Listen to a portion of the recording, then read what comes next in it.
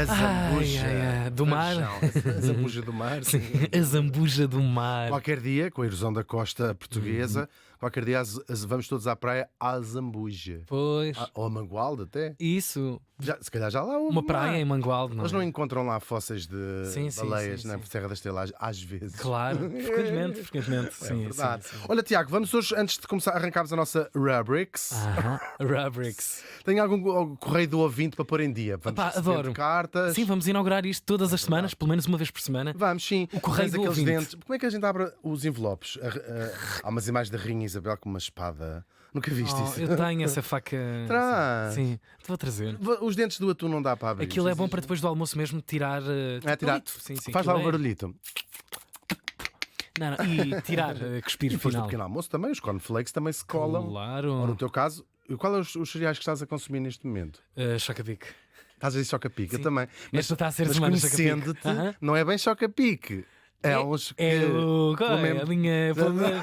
Pelo mesmo preço do verdadeiro choca-pique, compras 1 quilo, 4 aquelas quilos. embalagens de 1 quilo. Sei bem.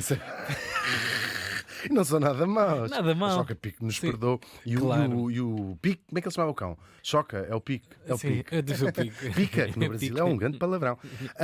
Olha, duas mensagens, ou duas coisas para dizer. A propósito do episódio sobre as mulheres na arquitetura, que falámos da Maria José Estanca, a primeira mulher a licenciar-se em arquitetura em Portugal, várias ouvintes, mas uma delas, a Cátia Ramos, falou-nos que vai inaugurar uma exposição chamada Arquitetas na Nossa Casa, que trata precisamente de mulheres arquitetas portuguesas. Sim, vai-se inaugurar sim, inaugura-se sozinho. Claro. Elas que já nem fizeram nada, não é? Já se sabe.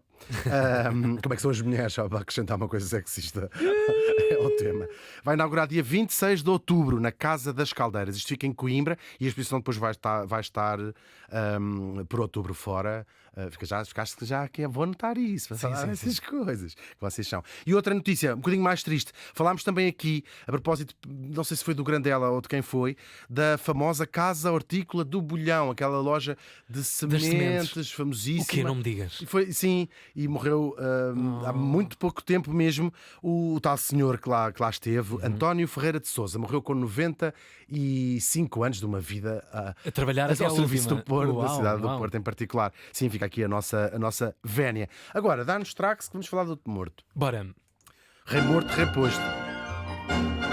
Ai! Vamos viajar até aos anos 50 e até 40. Até 40. Neste dia estávamos em 1983. Para aí, não era 40. Sim, este É é o quando eu final, eu sei. ainda não estavas tu. Não. Eu a tua mãe ainda nem via, provavelmente. Nada.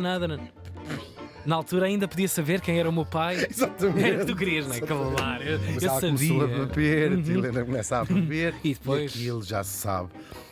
Mas há de estar algures entre aquelas novilhas. Sim. Isto é horrível. Tu também não pode ouvir. Filho de um arquipélago. Às vezes pode ser alguém vindo de fora também. Pois foi. Sim. Bem, estávamos em 1983, péssimo tudo. E morria na Costa Rica. Uau! Costa Rica! Sim. E morria aos 76 anos. Assim, fixe. sim. Na Costa Rica aos 76 está bom. Está ótimo, mas ele não era de lá. Ah. O que aumenta já a esperança Pois. de vida. Costa Rica, que é um sítio, tornou-se um destino de férias. Pois, resorts agora, lindo, torto e sim, direito, aquelas claro. selvas da Costa Rica. Aquilo é uma costa muito rica já. Pois. já desde Foi lá. assim, nasceu assim. Só Acho sabe que é ser lindo assim. mesmo. Sim. Conhecemos pessoas que passam lá férias. Costa Rica? Na Costa Rica, Ok, então, se calhar ok, não ok. sabes. Quem é que era o nosso morto? Falamos do inventor americano Al Tapa. Tapa! Vamos Opa, ver. é um inventor. Aquele inventor. Desde gaiato. Ele nasceu em 1907 no New Hampshire. Morreu melhor. Sim, e na Costa Rica, Sim. picado por insetos. Agora, já tínhamos visto aqui, claro, que as pessoas precisam de morrer naturalmente e nascer, aliás, em qualquer lado. No caso, ele nasceu e cresceu numa quinta, com tudo o que há numa quinta. O que é que há numa quinta? As vacas, a mãe, o pai, a pata, A galinhas, porcos, com tudo. Era uma quinta Sim. working farm. E desde miúdo que o nosso pequeno Earl era danado não só para inventar as suas engenhocas, inventava que era um dispositivo Sim. para abrir a porta da pocilga Sim, para os sim. porcos depois irem lá para fora fazer a vida deles. Danadinho para isso. Era mesmo, para a inventava assim um monte tecnologia. de precarias. Como também para fazer negócio. Desde miúdo tinha olho para o negócio mesmo e tinha o sonho sonho de ser um dia milionário. Ele começou com as ditas galinhas. Adoro. A sua iniciação foi feita com galinhas. Pois, A sua iniciação nos Não, negócios. financeira, que educação há. financeira. Não estamos em Mangualde. Não, Hugo! E em breve com um outro objeto que se vai espalhar pelo mundo inteiro. Vamos falar um bocadinho da história do consumismo. Que é uma coisa que Dildo! nós E agora adoramos. passavas da cabeça! Exatamente. Foi ele que inventou o dildo. Perguntem aos vossos pais o que é.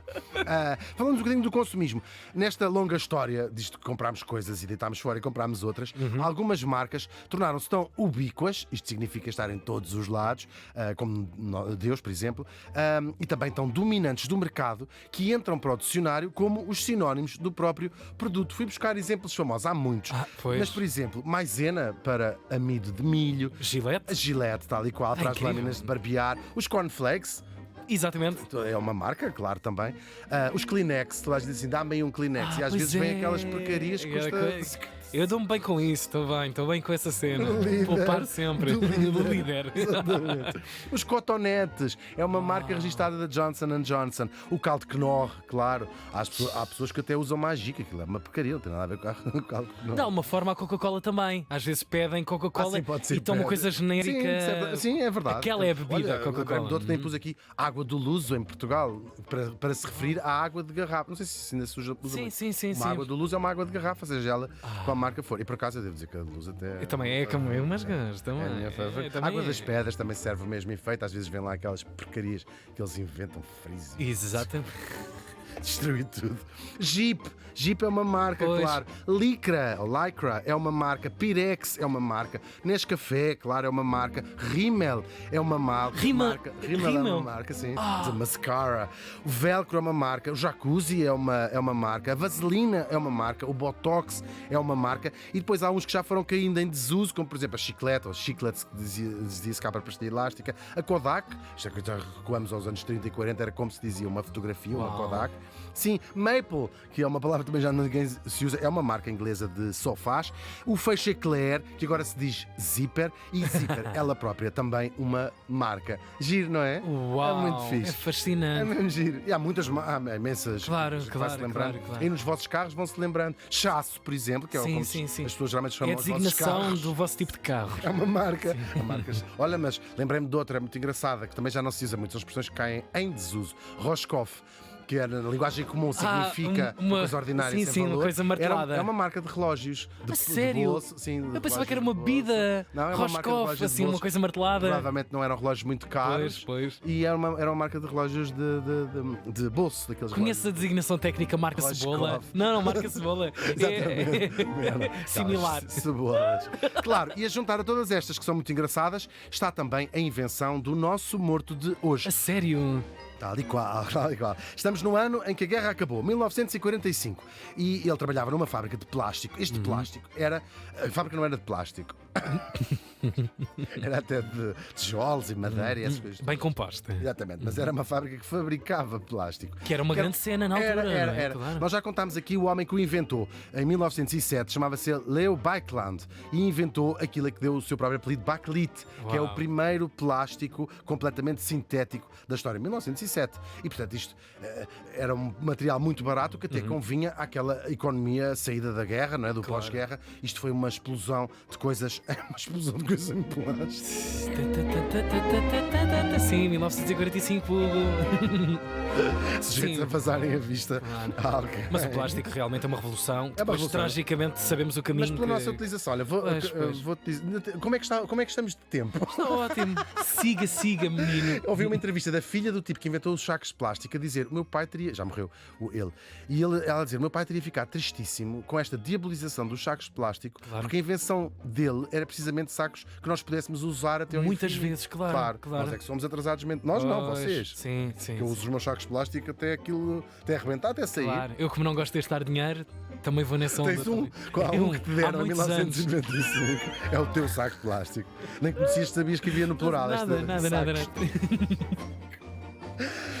Depois de umas experiências falhadas, ele vai criar uma caixa de plástico para guardar alimentos. Aquele vai depois juntar uma tampa inspirada nas latas de tinta que fechava a caixa hermeticamente. Ele ficou tão contente com a sua invenção que se despede lá da fábrica de plásticos onde ele estava e cria a sua empresa, a que ele chamou Tupperware. Claro, ou como vocês dizem, Tupperware. Tupperware. Tupperware. Que é o apelido dele, Tupperware, que é coisas para se usarem, claro. Agora, a ideia do nosso Tupper não foi um sucesso de imediato, de tudo.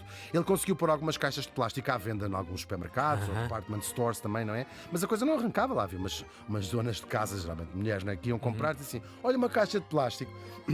Aquelas senhoras que não conseguem ver uma coisa sem comprar. Sim, Era sim, o público dele. Pois. Ela disse assim: uma caixa de plástico.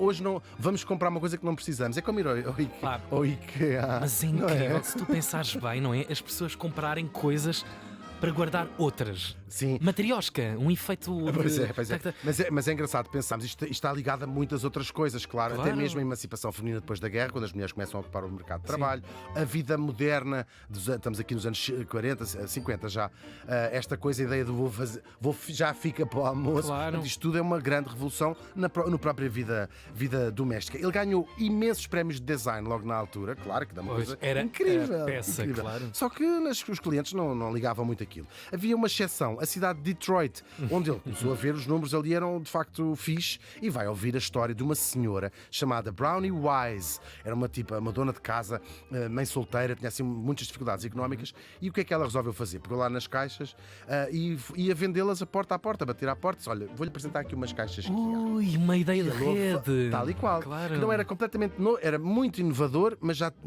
era para aí, já havia uma marca que fazia isto, geralmente com cosméticos, que fazia, e ela disse: vou fazer isto. E ele ouviu a história, aquilo estava a correr bem, ele chama e vai dar-lhe um emprego como uma espécie de diretora comercial.